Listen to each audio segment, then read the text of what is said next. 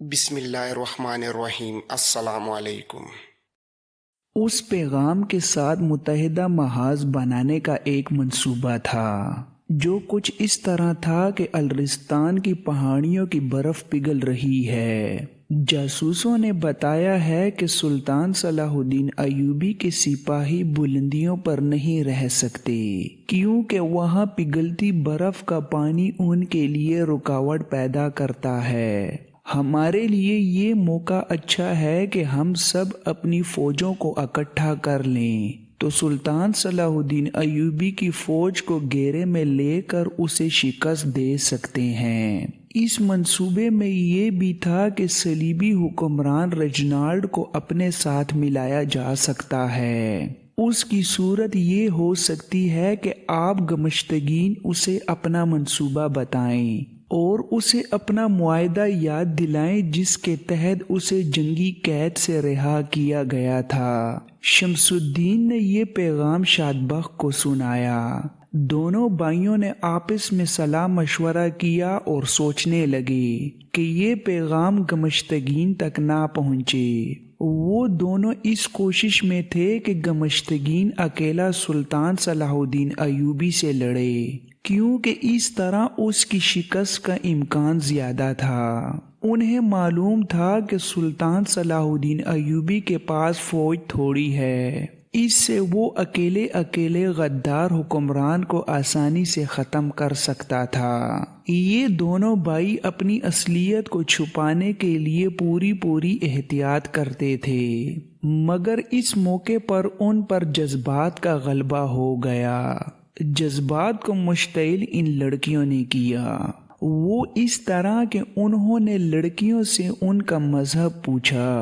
انہوں نے بتایا کہ وہ مسلمان ہیں۔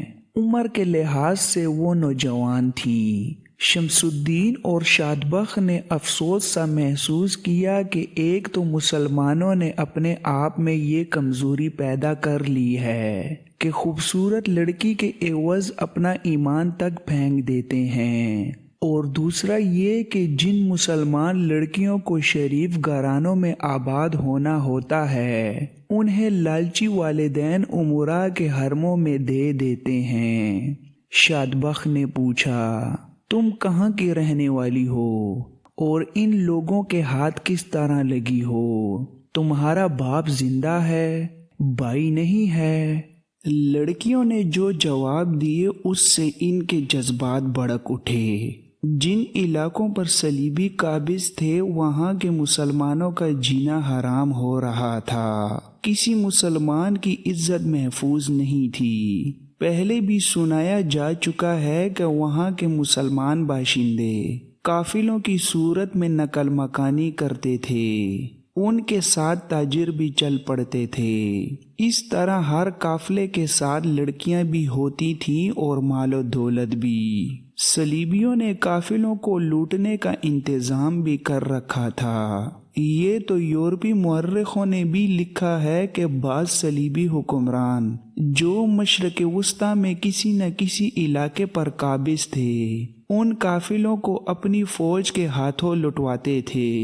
لوٹنے والے کم سن لڑکیوں، جانوروں اور مال و دولت کو اڑا لے جاتے تھے۔ لڑکیوں کو وہ منڈی میں نیلام کرتے یا مسلمان امراء کے ہاتھ فروخت کرتے تھے۔ ان میں کچھ لڑکیاں صلیبی اپنے لیے رکھ لیتے اور انہیں جاسوسی اور اخلاقی تخریب کاری کے لیے تیار کرتے تھے، اور بعد میں انہیں مسلمانوں کے علاقوں میں استعمال کیا جاتا تھا۔ ان دونوں لڑکیوں کو جب قافلے سے چھینا گیا تھا تو اس وقت دونوں 13-14 سال کی تھیں۔ وہ فلسطین کے کسی مقبوضہ علاقے سے اپنے کنبوں کے ساتھ کسی محفوظ علاقے کو جا رہی تھیں۔ یہ بہت بڑا قافلہ تھا جس پر صلیبی ڈاکوؤں نے رات کے وقت حملہ کیا اور بہت سی لڑکیوں کو اٹھا لے گئے۔ یہ دونوں چونکہ غیر معمولی طور پر خوبصورت تھیں، اس لیے انہیں الگ کر کے ان کی خصوصی پرورش اور تربیت شروع کر دی گئی۔ ان پر پہلے غیر انسانی تشدد کیا گیا، پھر ان کے ساتھ ایسا اچھا سلوک ہونے لگا جیسے وہ شہزادیاں ہوں۔ انہیں فی الوقت شہزادیاں بنایا گیا، شراب پلائی گئی اور نہایت خوبی سے ان کے ذہنوں کو صلیبیوں نے اپنے رنگ میں ڈال لیا۔ 4-5 سال بعد جب سلطان نور الدین زنگی فوت ہو گیا تو صلیبیوں کی طرف سے ان دونوں لڑکیوں کو تحفے کے طور پر دمشق بھیجا گیا۔ انہیں صلیبیوں کا ایک مسلمان ایلیچی ساتھ لایا تھا۔ یہ صلیبیوں کی خیر سگالی کا تحفہ تھا۔ وہ الملک الصالح اور اس کے امراء کو سلطان صلاح الدین ایوبی کے خلاف اور اپنے حق میں کرنا چاہتے تھے۔ ان لڑکیوں نے بتایا کہ ہمارے ذہنوں سے مذہب اور کردار نکال دیا گیا تھا، ہم خوبصورت کھلونے بن گئی تھیں، لیکن ہمیں جب دمشق بھیجا گیا تو ہمارے ذہنوں میں اپنا مذہب اور کردار بیدار ہو گیا۔ ہمارے خون میں جو اسلامی اثرات تھے وہ امٹ کر ہماری روحوں پر چھا گئے۔ ہمیں اپنے ماں باپ اور بہن بھائی تو نہیں مل سکتے تھے، ہم نے ان مسلمان حاکموں اور بادشاہوں کو اپنا باپ اور بھائی سمجھ لیا، لیکن ان میں سے کسی ایک نے بھی ہمیں بیٹی اور بہن نہیں سمجھا۔ صلیبیوں کے ہاتھوں بے آبرو ہو کر ہمیں اتنا دکھ نہیں ہوا تھا جتنا مسلمان بھائیوں کے پاس آ کر ہوا، کیونکہ صلیبیوں سے ہمیں ایسے ہی سلوک کی توقع تھی۔ ہم نے ہر اس مسلمان حاکم کے پاؤں پکڑے جن کے حوالے ہمیں کیا گیا، ہاتھ جوڑے، اسلام، خدا اور رسول صلی اللہ علیہ وآلہ وسلم کے واسطے دیے کہ ہم ان کی بیٹیاں ہیں، مظلوم ہیں، ان کی عزت ہیں، مگر ان کی آنکھوں میں شراب اور شیطان نے صلیب اور ستارے میں کوئی فرق نہیں رہنے دیا تھا۔ ہمارے اندر انتقام کا جذبہ بیدار ہو گیا۔ جب سلطان صلاح الدین ایوبی دمشق میں آیا تو ہم بہت خوش ہوئیں۔ صلیبیوں کے علاقوں میں مسلمان سلطان صلاح الدین ایوبی کی راہ دیکھ رہے ہیں، اسے وہ امام مہدی بھی کہتے ہیں۔ وہ دمشق میں آیا تو ہم نے تہیہ کر لیا کہ اس کے پاس چلی جائیں گی اور اسے کہیں گی کہ ہمیں اپنی فوج میں رکھ لے اور کوئی سا بھی کام ہمیں دے دیں، مگر ہمیں وہاں سے زبردستی بھگا کر حلب لے آئے۔ اب انہوں نے ہمیں آپ کے پاس بھیج دیا ہے۔ ہم آپ سے بھی توقع نہیں رکھتی کہ آپ ہمیں بیٹیاں سمجھیں گے۔ ہم اتنا ضرور کہیں گی کہ ہماری عصمت تو ہمارے ہاتھ سے نکل گئی ہے، اسلام ہاتھ سے نہ جائے۔ ہم صلیبیوں کے ہار رہیں تو وہاں بھی سلطان صلاح الدین ایوبی اور اسلام کے خلاف منصوبے بنتے دیکھے، مسلمانوں کے پاس رہیں تو وہاں بھی سلطان صلاح الدین ایوبی کے خلاف ہی باتیں سنی۔ آپ ہمیں آزمائیں۔ ہم نے سنا ہے کہ صلیبی لڑکیاں یہاں جاسوسی کے لیے آتی ہیں، آپ ہمیں اسلام کے دفاع اور فروغ کے لیے اور صلیبیوں کی شکست کے لیے کچھ کرنے کا موقع دیں۔ ان لڑکیوں کی یہ رداد ایسی تھی جس نے شمس الدین اور شادبخت کو شدید جذباتی جھٹکا دیا۔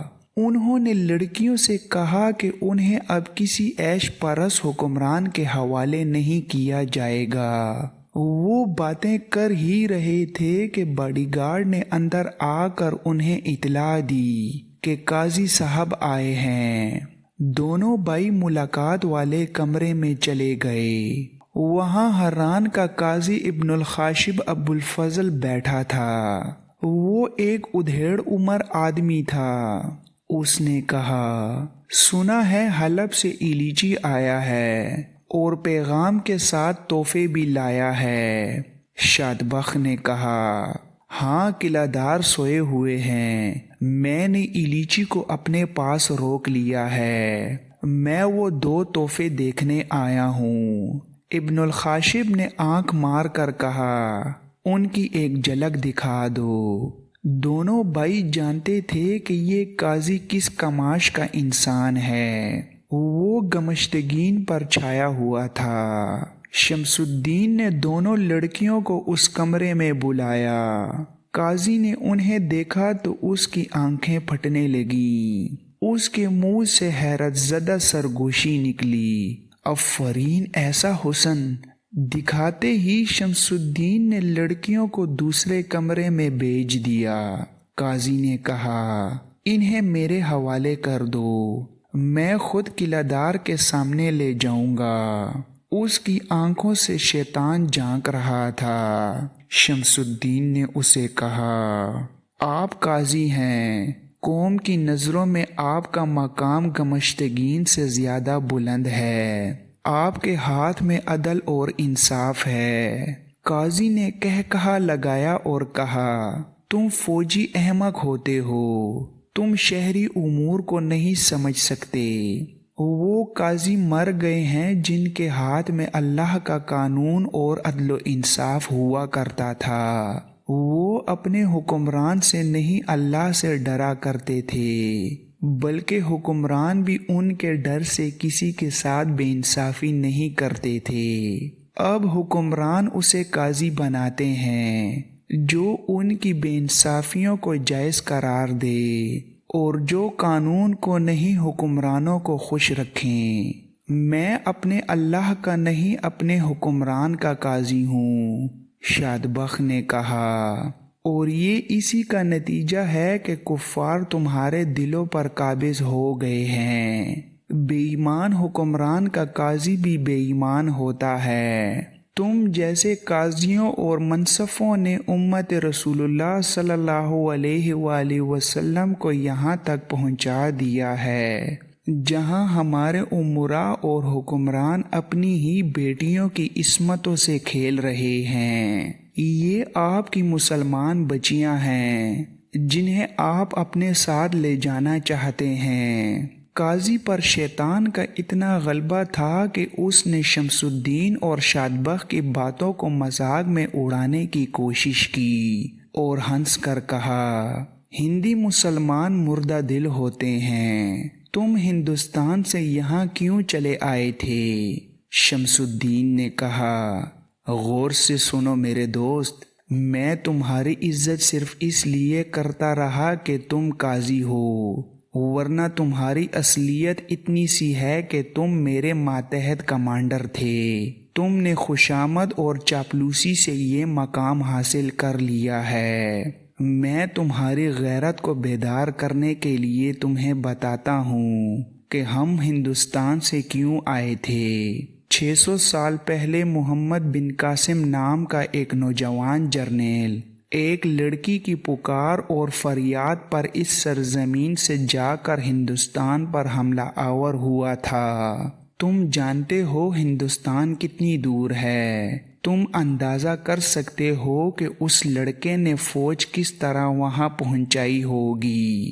تم خود فوجی ہو، اچھی طرح سمجھ سکتے ہو کہ اس نے مرکز سے اتنی دور جا کر رسد اور کمک کے بغیر جنگ کس طرح لڑی ہوگی۔ جذبات سے نکل کر اس کے عملی پہلو پر غور کرو۔ اس نے ایسی مشکلات میں فتح حاصل کی جن میں شکست کے امکانات زیادہ تھے۔ اس نے صرف فتح ہی حاصل نہیں کی بلکہ ہندوستانیوں کے دلوں پر قبضہ بھی کیا، اور کسی ظلم و تشدد کے بغیر اس کافرستان میں اسلام پھیلایا۔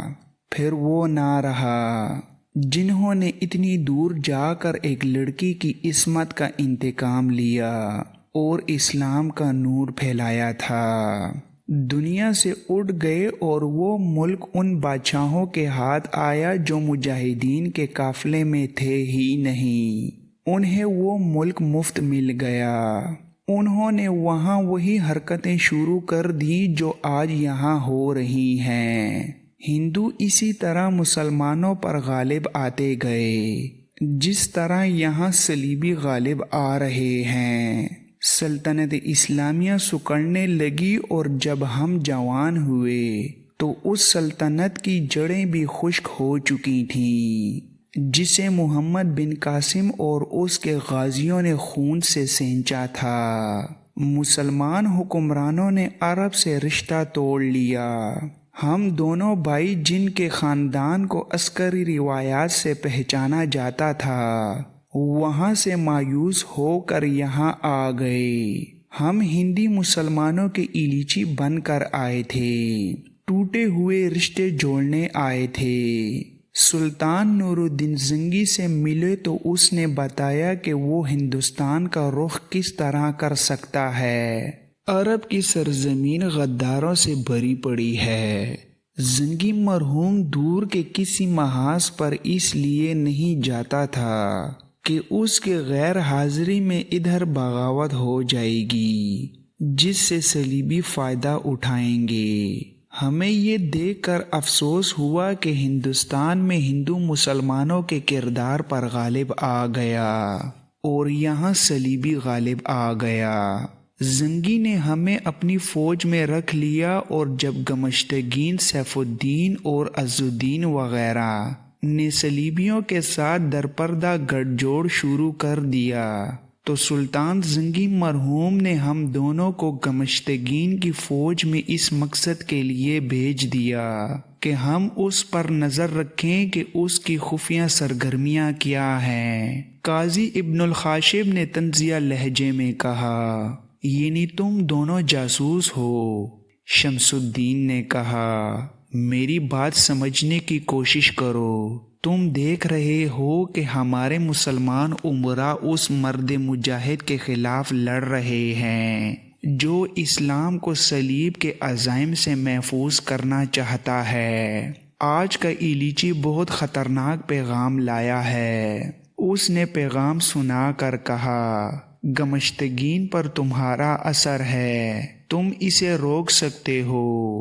تم اگر ہمارا ساتھ دو تو آؤ گمشتگین کو اس پر قائل کریں کہ وہ غداروں کے ساتھ اتحاد کرنے کی بجائے سلطان صلاح الدین ایوبی کے ساتھ مل جائے، ورنہ اسے ایسی شکست ہوگی جو اسے ساری عمر قید خانے میں بند رکھے گی۔ ابن الخاشب نے کہا، اس سے پہلے میں تم دونوں کو قید خانے میں بند کرواتا ہوں، دونوں لڑکیاں میرے حوالے کر دو۔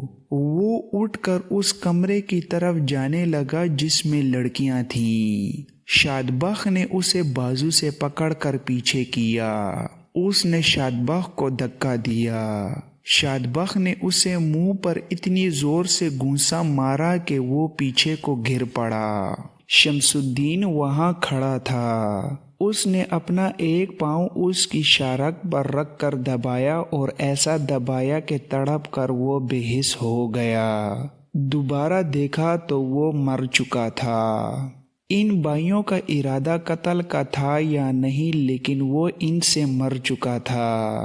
انہوں نے سوچا کہ اب پکڑے تو جانا ہی ہے۔ انہوں نے اپنے دونوں اردلیوں کو تلواریں اور تیر و کمان دے کر دوسرے گھوڑوں پر سوار ہونے کو کہا۔ وہ اور شادبخ ان کے ساتھ گئے اور قلعے کا دروازہ کھلوا کر ان چاروں کو بھاگ جانے کو کہا۔ ان کو یہ ہدایت دی گئی کہ سلطان صلاح الدین ایوبی کی فوج تک پہنچ جائیں۔ انہوں نے ان اردلیوں کو تفصیل سے بتایا تھا کہ گمشتگین کا منصوبہ کیا ہے۔ چاروں گھوڑے باہر نکلتے ہی سرپٹ دوڑ پڑے۔ دونوں بھائیوں کو بھی نکل جانا چاہیے تھا، لیکن معلوم نہیں کیا سوچ کر وہ واپس آئے۔ گمشتگین جاگ کر واپس آ چکا تھا۔ اس نے ایلیچی کو دیکھا تو اس نے پوچھا کہ وہ کون ہے اور کہاں سے آیا ہے۔ اس نے بتایا، مگر وہاں لڑکیاں نہیں تھیں جو وہ تحفے کے طور پر لایا تھا۔ شمس الدین اور شادبخ نے کہا کہ لڑکیاں جا چکی ہیں کیونکہ وہ مسلمان تھیں۔ ہم نے انہیں وہاں بھیج دیا ہے جہاں ان کی عزت محفوظ رہے گی۔ انہوں نے یہ بھی بتایا کہ قاضی کی لاش اندر پڑی ہے۔ گمشتگین نے جا کر لاش دیکھی۔ ایلیچی دوسرے کمرے میں ان دونوں بھائیوں کی وہ باتیں سن رہا تھا جو وہ قاضی ابن الخاشب سے کر رہے تھے۔ گمشتگین سن کر جل اٹھا اور اس نے سالار شمس الدین اور سالار شادبخ علی کو قید خانے میں ڈال دیا۔